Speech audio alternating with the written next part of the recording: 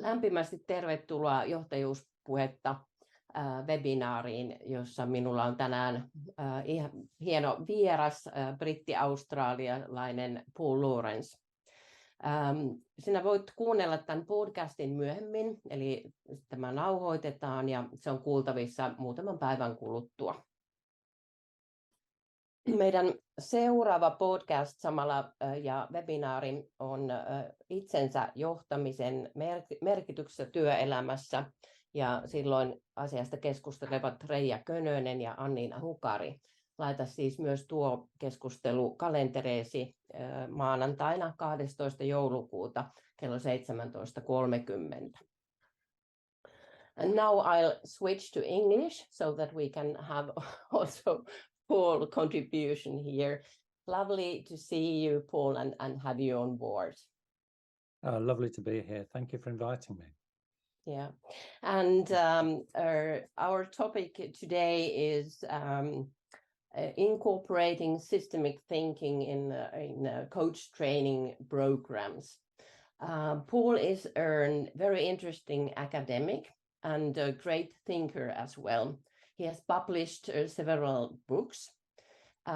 For example, recently a book on coaching systemically, 5 ways of thinking systemically.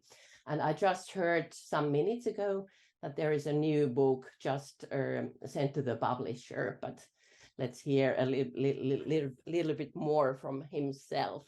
I think, Paul, that we share a passion for coaching, and we have both, for example, completed studies at the Oxford Brookes coaching supervision program together with Professor Tatiana Bakirova.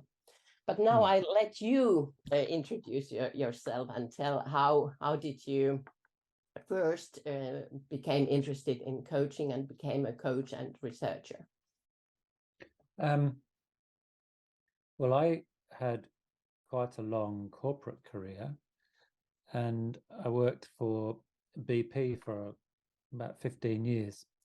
And my roles with BP typically were in leadership roles, leading or playing a leading role in new business startups and turnarounds. And in places like Japan and actually the UK, we started a new franchise business, Spain and Portugal. So these were all new businesses. And when you're working in those new businesses, you absolutely have to get the people side right. You're working in small businesses, you can't afford lots of people, and they have to be they just have to perform. And so I found myself coaching without necessarily having a word for it. What I then did is I moved into the global OD team, where we devised this big leadership development program, and we started offering coaching across the organization. And it very much resonated with how I kind of perceived the best way of leading in those businesses, because we saw lots of fellow businesses fall over, which tended to happen when expatriates moved into countries and tried to tell people to do things their own way. So it felt sort of quite ingrained. And then I moved into a kind of pure coaching role as an external coach about whenever it was, 15, 20 years ago. Oh. The research piece has always been about, I mean, coaching 15, 20 years ago, still is now to an extent, was very much a new discipline, and I just wanted to know more about it. And the research piece was really about my own learning. Yeah, and what was the topic of your PhD? Nothing to do with coaching whatsoever. It was exploring the origins of Alzheimer's disease. Okay, great. So before we go more deeply to the topic of coaching systemically and how to incorporate it, so how would you define what you mean by it? What is coaching and coaching systemically? Yeah. Well, the reason that I wrote that book was because I kept hearing this phrase, leading systemically, coaching systemically, and was curious what people meant by that. And when I spoke to people about what did you mean by that, the answers I thought were a little bit vague, and talked about really just kind of standing back and taking a bigger perspective on things, which is fine. But what I did, I knew there was a kind of literature around systems theory, which I'd come across in my corporate days. And so I went into all of that literature around systems thinking and found there's lots of different ways of thinking about systems. Mm-hmm. And some of those ways of thinking about systems are quite different to each other. They're even contradictory.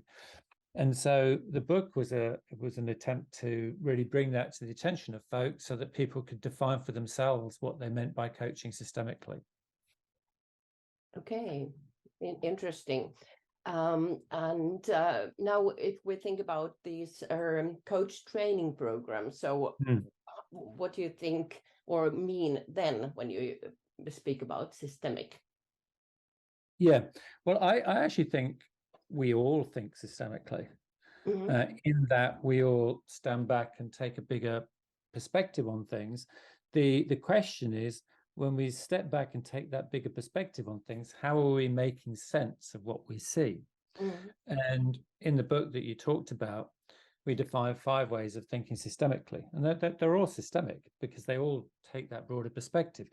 And the first way of thinking is linear, a very linear way of thinking about systems. So if you think about a hot water system, for example, it's a very simple, straightforward kind of a system.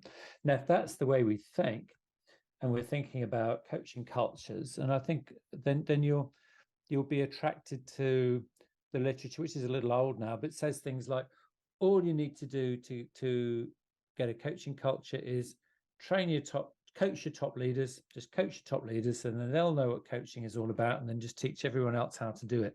So it's a very linear way of thinking about things. It says, all I need to do is just pull this lever, and ba-boom, I'll get a coaching culture. It's systemic, but it's one way of thinking systemically.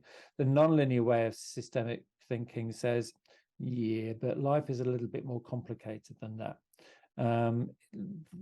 It isn't all about kind of linear change. COVID was a good example of that. The incidence of COVID didn't kind of rise in a straight line. It kind of went exponential because one person would infect 2, 3, 4 people, and you had these kind of positive feedback loops.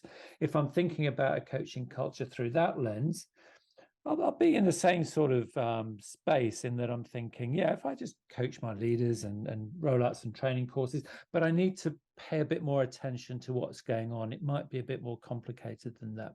And that would be the second way of thinking systemically. And the more collaborative way of thinking about systems says, if you're thinking about a coaching culture, it would say, yeah, this is really complicated. And it's so complicated that we can't kind of sit there as the architect of a coaching culture, whether I'm the CEO or the HRD. Our own perceptions are very subjective, and we need to recognize that. And so if we're going to change this culture, we need to get a few heads together, and we need to be really respectful of each other's perspectives and come up with a joint view of what's going on here, and a kind of joint theory or hypothesis about what we need to do. So we're recognizing that it's even more complicated.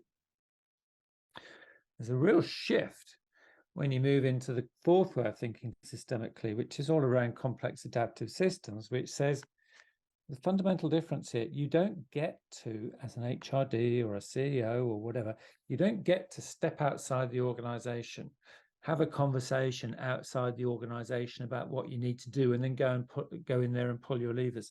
You need to recognize that the conversations you're having are part of that system.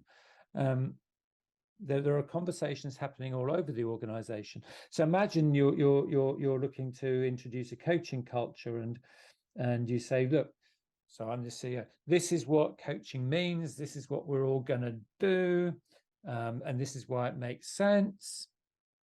And I thereby expect people to go and attend their courses and come out and coach. That would be quite a linear, systemic or linear, non-systemic way of thinking. If I'm thinking through that complexity lens, I recognize that anyone hearing that message is going to go and have a chat about it to the people who they trust, and they're going to go, what do you reckon about this coaching stuff? And someone will say, yeah, coaching, it's good. I coach my son playing football or whatever the sport is. Yeah, coaching is good because you need to share with them your wisdom and tell them what they need to do, and you need to do that in a compelling way. And so you'll get all of these different conversations happening across the organization, making sense of the CEO's mantra in very different ways. Mm-hmm. And the conversation you're having as the CEO with your exec team, that's just one of those conversations. And from all those different conversations emerges different interpretations, different meaning making, and then all those different ways of meaning making come together, and something happens. But the crucial point for a leader to understand is that thing will happen, that thing will emerge, and you don't get to control what that thing is. What you do get to do is influence it, which means you need to be out there talking to people in your organization constantly, respectfully, listening and voicing and being open to other people's different interpretations of things. And so that's a very different way of thinking about building a coaching culture. And the fifth way of thinking about systems is the metasystemic, which is similar, but what it says is don't get kind of too don't get too bound up with this idea of organizations as systems, because that's just a metaphor. And just be very aware that the people that you're seeking to influence, they don't just talk to people in their teams. They don't just talk to people in their divisions. They don't just talk to people in the organization. They talk to all sorts of people. And so if you want to understand and if you want to influence the change within your organization, you need to be cognizant of that. You need to be cognizant that the meaning that people are making out of the environment is influenced by all the conversations they're having, not just the conversations they're having within certain boundaries. Yeah. So what I'm hearing, it's not a kind of one way that fits for everyone, and there must be a lot of discussion to gain the common understanding. There will be a lot of discussion, whether you like it or not. So if I go out there to an organization and say, this is coaching, this is what you need to do, there will still be lots of discussion. They might not be having, if they don't perceive me to be a very good listener, I might not be involved in those conversations, but those conversations will be happening. Mm-hmm. Yeah. So what do you think, why it is important to incorporate this systemic thinking? And perhaps could you, because you are offering coach training yourself in your company, so how do you incorporate it? Well, there's a couple of questions there. Why is it important? I think it's important because if you that linear systemic way of thinking, all of those ways of thinking work in certain contexts. So I'm not saying there's bad ways of thinking and good ways of thinking, but if you want to address a complex scenario, then the more access you have to that complex systemic and metasystemic way of thinking, the more likely you are to be able to come up with an approach that's going to lead to the kind of outcome that you're looking for. That's why it's important. In terms of the approach, one of the things we do when we're working with organizations is we want to be really clear, first and foremost, what is it that you're seeking to achieve through this? You're talking about a coaching culture. What does a coaching culture mean to you? What is it that you're wanting to achieve here? And the answer will be quite different depending on the organization that you talk to. And the organizations that I've worked with, as I said, so one organization I worked with said, we really need to develop our people, and we don't think that the level of leadership below the exec team is doing a very good job at developing people. So we need to focus on them so that we get more talent emerging. Another organization I worked with said, we work in silos, and it's really hurting us, and so we need to work across silos, and we think a coaching program can help. So you need to understand the purpose of the program, and you need to be really cognizant of that while you're running a program. Are we achieving those outcomes? Now that might sound obvious, but not terribly many organizations are really measuring those outcomes. What many organizations do is they'll run a coaching skills program, assuming linear systemic, assuming that by running those programs, everybody will come out a better coach and will have a coaching culture. And their method of measurement is basic to ask the people who went to the program, did you enjoy it? Because if they enjoyed it, they must have learned something. So the approach we take in the measurement space is either we'll do this in a kind of structured way, or we'll encourage the organization to do it, which is go talk to your organization. Don't just talk to the people going through a program. Go talk to the people in the organization about what's happening here and what's changing here as you're running your interventions. And by doing it that way, doing it during the intervention, you can come in and make interventions as you go to make sure that you succeed, rather than just do some sort of post-program study to see if you succeeded or not. So a couple of examples.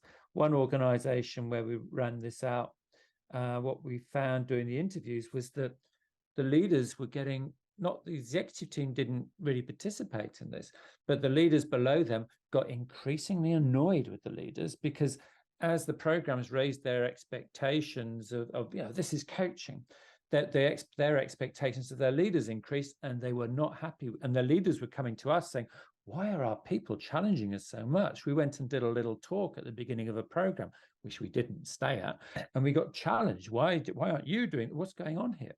And it was because there was a kind of fault line had emerged. Now, once we noticed that, it was relatively easy to address it. We just started having conversations with the leadership team about what was going on, et cetera, et cetera. In another organization that put all of their executive team through the program, it was brilliant. They split, and they didn't just put them together as a group, they split them up, and it was wonderful, because you had the whole kind of system in the room every time. But still a fault line emerged between all of the leaders that were going through the program and all the people being led. So the people going through the program were saying, this is great, we're doing a really good job, we're coaching our people, they really appreciate it. But we were talking to those people, and they were saying, don't know what's going on here. They used to give us the answer, now they're not, don't know why, not terribly happy about this. So we created an intervention, which was this very kind of short and sweet peer coaching program at that level, not leaders. The purpose of which really wasn't really about peer coaching. It was about introducing them into the language, so they were kind of part of what was going on here. So that the first answer to your question, I would say, be real clear. Don't just say, I want a coaching culture. What does that mean? What does it mean? What does it look like? Let's have a real clear purpose here that we can see how we're going in terms of how we're achieving that. Yeah, that's interesting. You spoke about evaluating and understanding. Then you spoke also about the how important it is that the top management is really part of the program and acting like examples. Yeah, at some point. Again, it's not, I'm not saying you necessarily have to engage your senior leaders in the first place. That program I talked about where the leaders didn't engage initially, that program eventually worked out fine, because we brought them in and they were willing to come into the conversation at some point. The other thing I'd say is when we run our programs, we don't tell people what coaching is. We don't say to them, here's the AC definition, here's the ICF definition, therefore that's coaching and this is what you need to do. We don't do that. What we do is we invite people to define what coaching is for themselves, because coaching is very personal, and we all know that through all the coaches we know, everybody does it differently. So we're inviting people to really own it and decide how they coach it for themselves. And then we'll, in one program we then got people from each group to come together and talking about what coaching was. So what we meant by coaching emerged from the conversations between people. And you ended up with a definition that was much more relevant to that organization. It was much more, there was much more engagement with that definition. Yeah, I think that sounds very wise. Yeah. But by the way, you are just writing also about the wise leadership. So how does that resonate with this topic that we are having today? Well, The Wise Leader, which is a book that Dr. Susie Skinner and I wrote together. As I said, we finished it. It hasn't been published yet. Yeah, I think that the point of inquiry was, what's going on here? The world is certainly complex, and you and I were having a bit of a chat before we started about the war in the Ukraine, and then there's COVID, and there's so much going on, and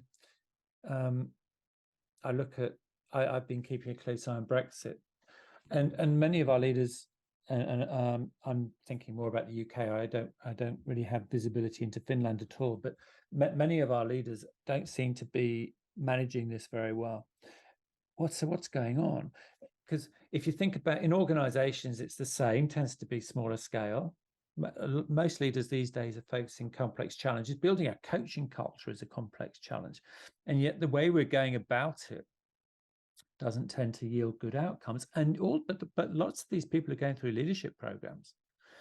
So what's going on here? And the insight here is complexity. You with complexity, same as coaching, you don't get to define, your perfect 10 competencies, and then all I have to do is learn the 10 competencies and then go apply them, and I'm going to be a great leader. Any more than you can, as a coach, be a brilliant coach just by learning 10 competencies. So it's not something you can teach in the conventional sense. So what is leadership about? And we did a whole lot of research into the wisdom literature and married that with all the literature around the kind of more psychological approaches to leadership development. And we started to find these crossovers. And from that, we identified 5 areas or 5 aspects of wisdom that we really got quite excited about, which is a very different way of thinking about leadership. Oh, I'm really looking forward to read your new book and congrats about it. So thinking that or believing that in our audience today, there are people from HR and so on. We already learned that there is no one fit for all solution. But however, if you would put together some recommendations for, first of all, companies building their coaching cultures and training their people, and then also for coach training organizations. So what would be your recommendations? Well, I think there's some general principles. One is, as I said, just have a think yourself. How do you think about change? A coaching culture program is a change program. It's a change program. So what's your philosophy on change? How do you think change works? And the stuff that we've just been talking about on systems, each of those is in essence a different way of thinking about change. So how do you think about change? And who would you like to get involved in your program whose views on change you think may be useful?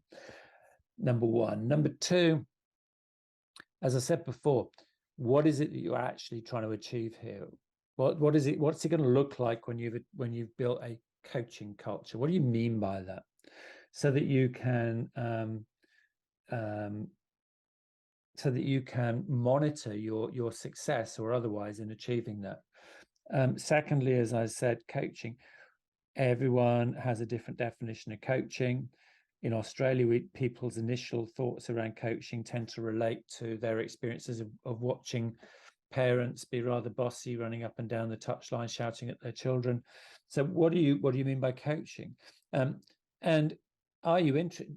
Is it your role to define coaching, or do you want to help the organization define coaching for itself? Once you've got to that point, then the next point I would recognize is coaching. And I talk about coaching skills programs because that's a language that people like to engage in. But we're not really talking about a skills program. We're talking about a mindset shift. Yes. And a lot of the people we work with, they work in fast-paced organizations. As I said, they have these kind of implicit definitions of coaching. What they get, you can teach them coaching stuff, or you can share frameworks and models, then ask them to coach. And it almost doesn't matter what frameworks and models you share with them. Once those people start coaching, you will see advice giving and telling, and this is how you need to do it. And it's a mind shift piece. It's a belief. It can be quite a deep set belief, a leadership belief that says a leader's role is to know the answer. A leader's role is to provide the solution. A leader's role is to always be able to answer the question of a direct report. That's that for most people's definition of coaching, that requires a fundamental mindset shift. And so you are not going to achieve at scale a mindset shift with all your people by sending them to a 1 day or 2 day program. Yeah. What they will do is they'll come away from that with a lovely intellectual understanding of what coaching means. But if you're doing any kind of evaluation, you will notice the behavior of most people doesn't change very much. So we run our program. We recommend that people run their programs over about 10 months. Minimum of about 6 months. And the reason is because we've done research alongside our programs, and the research has told us time and time again that you start to see that real significant shift in behavior. It's a bell curve, but around that 6 month point. And there's something about that 6 months where people have had the opportunity to learn some stuff, to go and try it. It's succeeded or it hasn't succeeded. They've had the opportunity to reflect on that and go and try something new. We run our programs. We tend to do like 3-hour workshops once a month. By 6 months, they've had plenty of opportunity to coach. They've had plenty of feedback. So there's this whole meaning-making process going on, and it's about 6 months for many people. It's not the same for everyone, where you start to see this real significant shift in mindset. And it's when people say things like, you know what, you can tell them this at the beginning of the program, doesn't matter. After about 6 months, they'll start telling you this. They'll forget you ever told them it. They'll start saying things like, wow, this coaching stuff, it's not about going and making an hour and coaching someone in a meeting room. I've realized that this coaching stuff it's something that I can do at any moment. It's becoming part of the way that I tend to interact with people. That's when it starts to happen. The other thing that I'd recommend is you do enable people to work in smaller groups. Doesn't mean you can't have 20 people in a room for a face-to-face, but in supporting them, we tend to work with virtually no more than 9, face-to-face no more than 12, so that they can make sense together of the materials that you're offering, so that it feels safe to share their experiences of what's not going so well. And it requires obviously a certain level of vulnerability to be honest about that. And where it becomes a space where it becomes a learning space, because our approach to our programs is really a group coaching model. It's here's a framework. What do you think of it? Oh, I think this. Right. What are you going to go and do next? When we then bring them back together, we say, so there was that thing we don't set them own work. We say, so you said you were going to try doing this thing. How did it go? What went well? What didn't go so well? And you're doing this as a group where people can support each other in that learning process. Yeah, So I totally agree with you, Paul. So it is a change of the mindset, and actually perhaps also what is my identity as a leader. Yeah, and then I'm so glad that you mentioned this time scale, because what I'm unfortunately seeing in very many companies, they want quick programs, some days or some hours, and then they believe that that's well, it could be a start for something, but yeah. You know, we don't need to lecture people on that, because that's why when you asked me the question, the first place I went to was, what's your purpose and how you're measuring how you get there? If you're really genuinely keeping an eye on how you're going against your purpose, and you, as you say, to your point, if you think you can get here just by sticking people through 1-day programs and that's done, it doesn't work, and you will know it doesn't work. But many organizations just don't do that. What they do is they do their, did you enjoy it? Did you not? Yeah. So what kind of pitfalls have you, or blind spots have you noticed when cooperating with organizations who want to implement? I think we just talked about the first one, and it's my own observation is that organizations are just in a hurry. People seem to be in more of a hurry now than they've ever been. And people working in the OD and the HR functions are being asked to achieve a lot. And so it becomes, look, can you just give us a program that'll and we want to implement this quickly, and we want to get everybody through it. Can you use that program? the pitfall is about not making that time to really understand the nature of your organization, the way that it really functions, and understand the impact of your intervention on the functioning of that organization. That's the number one pitfall. As I said, if people actually keep an eye on that kind of a stuff, then you'll get to where you need to get to just by experimenting and do, learn, do. I think the second pitfall, there's lots of pitfalls. The other pitfall is, which I just alluded to, which is we need all our leaders to coach. So we are going to put all our leaders through this program. It's rare that you can't make people behave differently. You can influence. And so if you think about the world through that complex systemic lens, then it says better than that is ask people who wants to come on this program.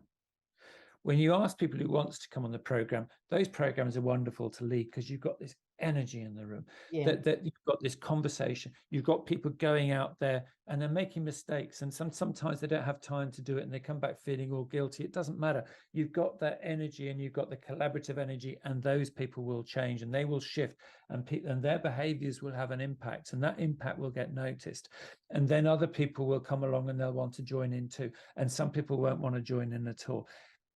Then you've got another issue on your hands. But don't think that by sticking everyone through this kind of, what would you call it? This kind of, I don't know, sausage factory, that you're going to turn out everyone behaving in a way that you want them to behave. Again, it comes back to the linear systemic, non-linear systemic. You don't get to control your people's behaviors. You only get to influence. Yeah, and depending on the organization, I mean, there might be some leaders or managers, they might have, for example, they are afraid of losing their control because they need to adapt this new mindset, and that could be very, very scary. And that comes back to the idea of running this in smaller groups. A lot of it depends on the organization, depends on what they think will work best. But we tend to, when we run our programs, we're very happy having people at lots of different levels. So we've just run a program at a professional services organizations where we had a senior partner, we had an executive assistant, and all sorts of people in between. And you know what? This organization is supposed to be hierarchical. Never got mentioned once, because with 9 people, 10 people online, you create a safe space, people trust each other, they get to know each other, they come to value each other's perspectives. And perhaps with that method, we can break silos as well. Yes, exactly. Yeah. Again, it comes down to the purpose of the program. Some organizations like to put people through this program in intact teams, and that's fine. Intact teams is good because people can support each other in their learning on a day-to-day basis. But if you want to break down silos, it's wonderful when you've got people from different parts of the organization all coming together because they get to know each other, and in a coaching program where you're running it over a period of time, they get to know each other really well, and they stay together after the end of the program. And those kinds of conversations, what you're actually doing is you're having an influence on the extent to which that organization is siloed or not. Yeah, and I think it is a good way also to have a bigger influence in the organization. So let's have a small group where people are coming from different parts of the organization. So it's like throwing a stone, and then there are these beautiful spirals going around. Different parts of the organizations, and as I said, different levels of the organization. I mean, the other pitfall is, I don't know what it is, but senior leadership teams going, we're all good coaches, so this is something for the rest of the organization. Doesn't matter whether the senior leadership team are good coaches or not, and often they're not all good coaches. But the point is, if I've been on a program and I'm enthusiastic, right? I'm enthusiastic, and I've been at this workshop, and I go out and do something different, all of us are. We're very much influenced by the response to our new behavior. So if senior leaders have kind of distanced themselves from this, then they will inadvertently be having a big impact on the extent to which those behaviors are sustainable or not, because everything they say will influence those people's behaviors moving forward. And so senior leaders in an organization, to your point, at some point, they really need to be involved, because everything they do influences how other people behave. It's like I said, leaders don't get to control outcomes. They do get to influence. They influence anyway, whether they're trying to or not. Everything they do, everything they say, and every way they behave. So a pitfall is to leave that group out. Thinking, it won't matter till it matters. Yeah, and somehow that's interesting, because I've seen those cases as well. I don't know what these organizations think. Do they believe that these senior leaders are so highly intellectual that they don't need to participate, or what is it? I don't know. I've seen a kind of crash between perhaps the HR trying to lead the program and then their senior leadership. What do you think about that? I think it's really interesting, and I think there's, what's happening will be different in different organizations, but certainly there is an overprivileging of the intellectual, and that's a barrier between nonlinear, systemic, and collaborative. This idea that we need to get a group of people together to work out what's happening here because it's so complicated. What discourages organizations from doing that is leaders whose model is, I'm intelligent, I'm super intelligent, and intelligence is all you need, because it says, the individual subjective perspective is all you need. Well, it's not when you're looking to address complexity. So this overprivileging of intelligence. I think the other thing, and you talked about it before when you talked about identity, is what's our collective identity and what's our individual leadership identity. And if part of that identity is I'm supposed to know the answers, I'm supposed to be better at everything than the people who report to me, then I'm possibly not going to go and participate in a coaching program. That would require some vulnerability. That would require me getting feedback that tells me perhaps I'm not such a brilliant coach, and that's threatening. I think the third thing is, it's just again, that word coaching, I think, still has connotations of that's the thing I need to do every 3 months in order to develop somebody. It's whereas coaching for me is about much more fundamental than that. It's about my capacity to really understand somebody and see the world through their eyes. So I can say what needs to be said, but in a respectful way. If I can do those two things, which are both incredibly hard to do, then I'm going to be a very good coach. But those two things are also what defines for me a very good leader. Our capacity to coach is very much interwoven with our capacity to lead. And so I think coaching gets trivialized in some organizations, whereas actually I think the things that we're kind of looking to encourage people to do here, they're fundamental leadership attributes.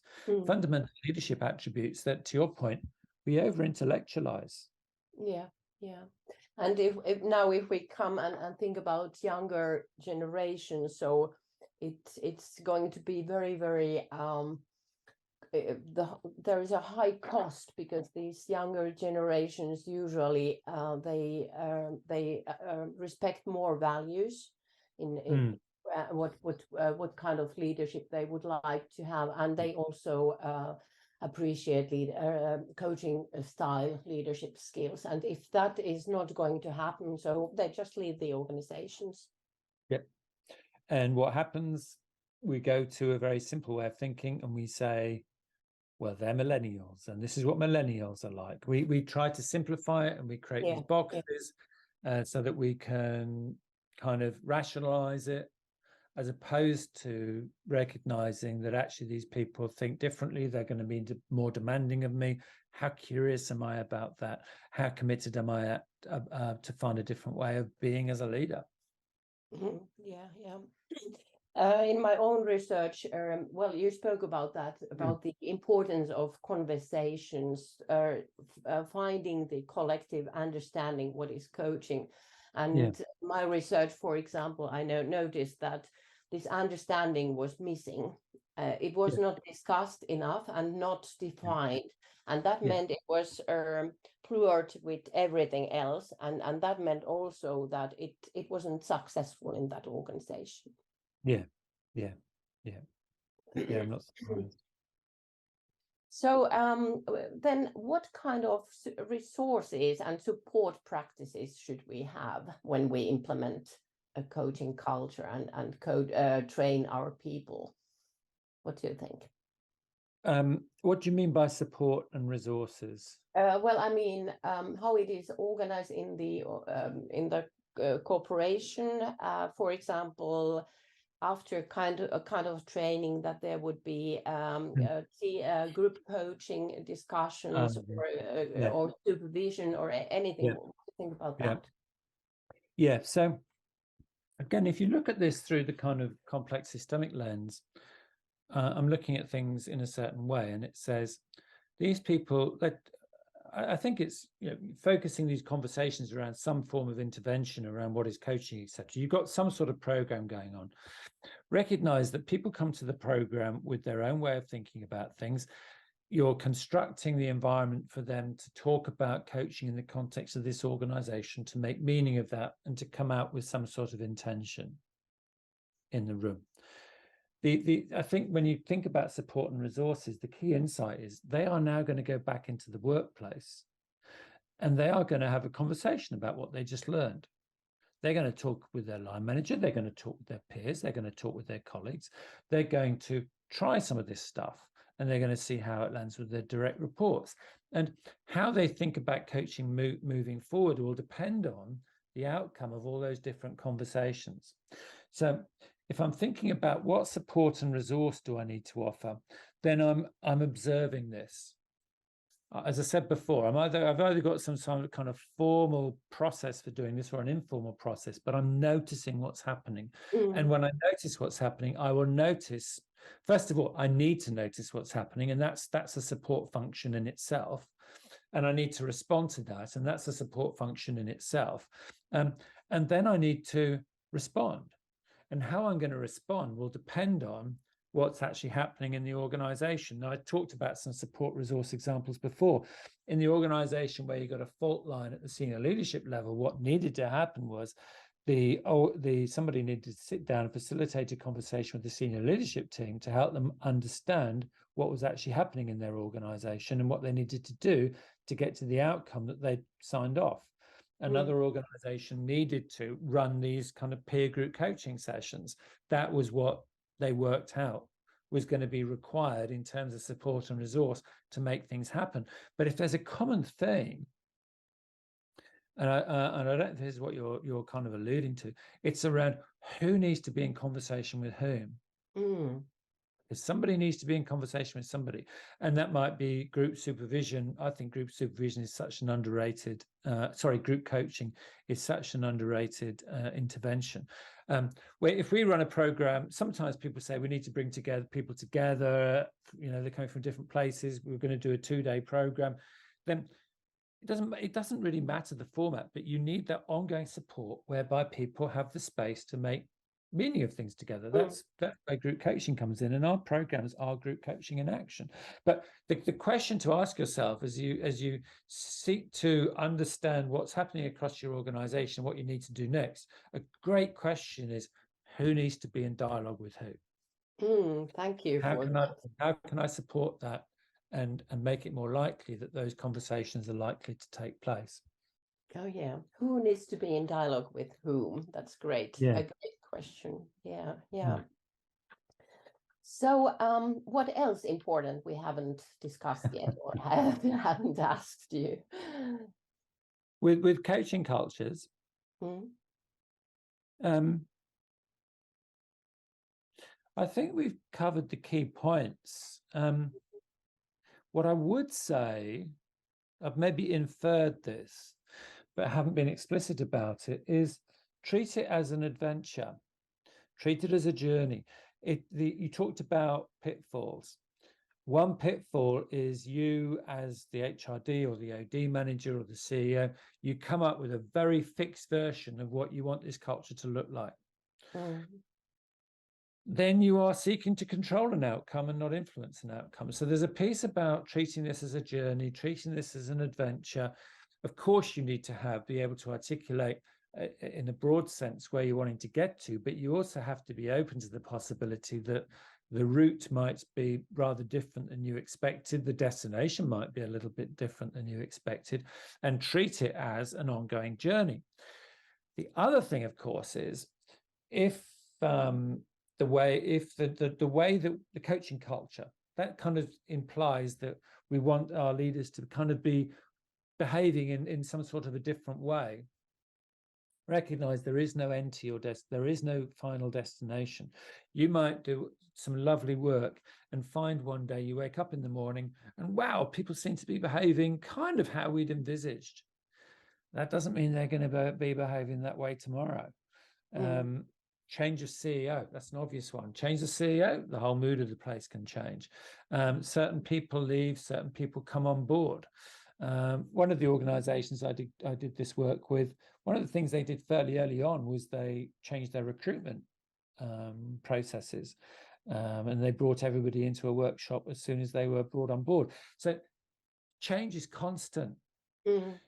Change, a coaching culture is not a final destination. If you get to that space where everybody is kind of coaching in this lovely, beautiful way or leading in this lovely, beautiful way, that's not the time to take your eye off the ball and go tick box, now what's next.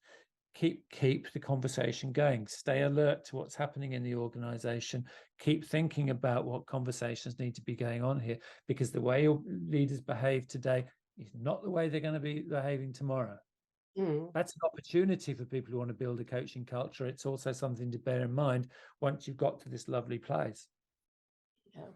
I can't now remember her name, but there is I think American researcher who is saying that change happens in discussions. Yeah. Every day. And that could be perhaps also implemented here. Absolutely. Yeah. That's what I meant. That was sort of what I was alluding to before when I was defining that kind of complex systemic way of working. Change emerges from the conversations we have with each other, and it's happening all the time. Yeah. What else? I think we have pretty well covered the topic. And one observation I've had, so there are some organizations that educate or put their people on coach training programs. And then these people they are really motivated. They love it usually. But then when they go home, they are really somehow confused because they don't find the support or understanding in the organization, and in a way that is sort of waste of money also. It's an investment, but it's not truly utilized well. It's a waste of money, but nobody's actually watching what's really happening here. And so it's not recognized as a waste of money. But it's absolutely right. If I go on a coaching program and I come away going, yeah, this is brilliant, I'm going to coach. And then I sit with my peers at a leadership team meeting and they go, wow, our people aren't very engaged. And I go, oh, why don't we introduce more coaching?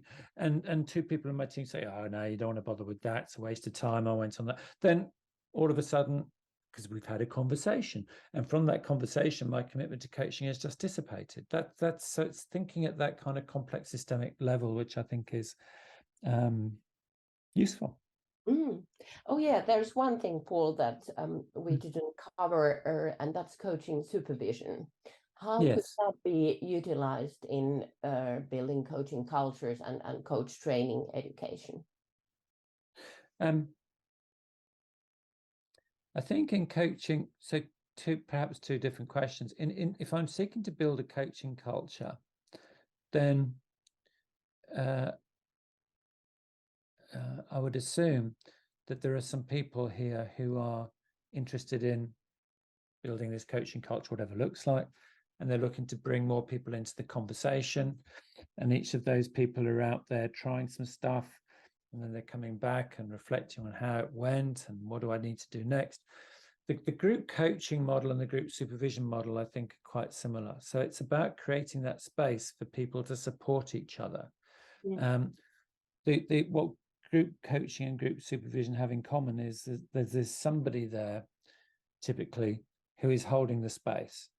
There is somebody there who understands kind of how that group process works and is holding that space for people to make sense of things.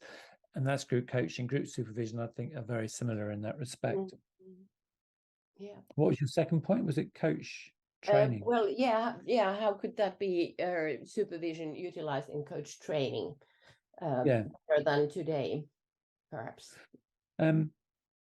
Well, for me, again, my own approach to coach training is it is kind of group supervision. It kind of is group coaching, because I don't think you can make people, as I said, coaching is a mindset shift. You can't make people think differently. What you're basically doing in a coach training program is, as I said, if you're inviting people rather than compelling people to attend, is you're inviting people who are curious about a potentially different way of doing things to learn more about what that might look like, and then to go and try and do some different stuff. You have to have that holding space for people to come back and reflect on how things went and what they're going to do next. Otherwise, they just stop doing things. And that can be one-to-one. You can do it one-to-one. But as I said before, I think the power of group coaching, the power of group supervision in organizations is not fully recognized, because let's say you're my supervisor, I get your perspective. You're my group coach, I get your perspective. If I'm working with a group of 7 or 8 other people, other leaders in my organization, I'm getting multiple perspectives, and I'm getting the perspectives of people who I know are kind of facing the same challenges as I am. And that's really powerful, as long as somebody is holding that space. Yeah. Thank you, Paul. I think it's time to have some questions from our attendees. So, Annina, are there any questions or topics that we should cover? At the moment, there are no questions or comments. It's very typical in Finland, actually. we are just enjoying listening. But if anybody wants to write down any comments or questions, so please use the chat. Or be lovely just to see you and say hello. Well, if not, I thank you, Paul, very warmly for participating in this webinar and then podcast. It was lovely to see you also in this during the summer here in Finland. It was very nice, and welcome again. And as said, so let us know when your new book is coming out. That would be a great pleasure to read it. And for our participants, I would like to say again that welcome on board on 12th of December. 17:30 in the evening, and it's our Christmas gift to you, to think about itsensä johtamisen merkitys työelämässä by Raija Salomaa and Annina Hukari.